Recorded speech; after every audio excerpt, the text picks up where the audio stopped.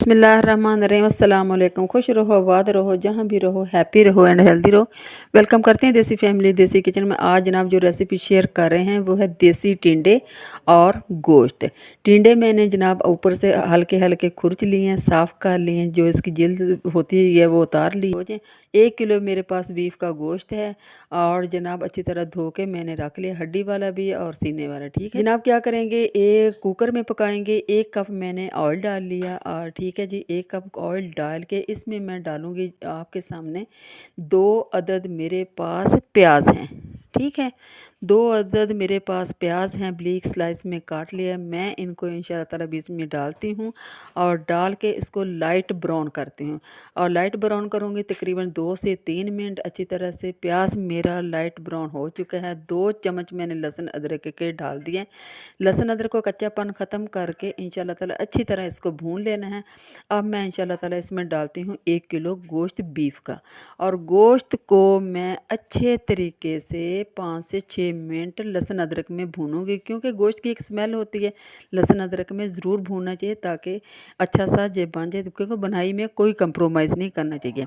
अभी जनाब जाएंगे इसके अंदर बेसिक मसाले। 1 चम्मच मेरे पास सुरख मिर्च, आधा चम्मच हल्दी पाउडर, आधा चम्मच ज़ीरा पाउडर, आधा चम्मच धनिया पाउडर, आधा चम्मच गरम मसाला। पानी डाला और मैंने डाल दिया क्योंकि इस तरह मसाले जलते नहीं हैं। ठीक है, और ये डाल के साथ ही मेरे पास 2 अदद टमाटर हैं, स्लाइस में काटे हैं, ये डाल दूंगी और इनको मैं भूनूंगी मज़ीद 5 से 6 मिनट अच्छी तरह भूनूंगी। और जो टमाटर हैं वो भी अपना पानी छोड़ेंगे और अच्छी तरह इसके साथ मैश हो जाएंगे। ठीक है जी, अच्छी तरह बुनाई बहुत अच्छे तरीके से करनी चाहिए। माशाल्लाह आप लुक वाइज देख सकते हैं कितना प्यारा बन गया।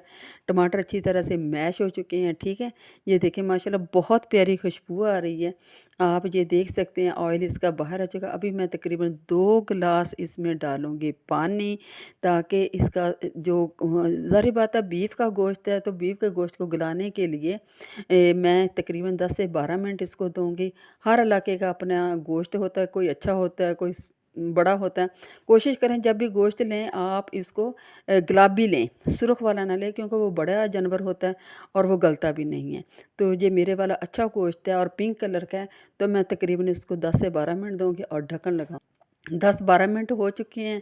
ये देखें माशाल्लाह कितना अच्छा हो गया और गल भी चुका है और ऑयल बाहर हो चुका है। अभी मैं जनाब इसके अंदर डालूंगी टिंडे। एक टिंडे के मैंने 4 पीसेस बनाए हैं और टिंडे डालूंगी। ठीक है जी, और टिंडे माशाल्लाह आप देख रहे लुक वाइज कितने माशाल्लाह प्यारे लग रहे हैं। ठीक है जी, आँखों को अच्छी चीज़ लगे तो खाने को भी दिल करता है।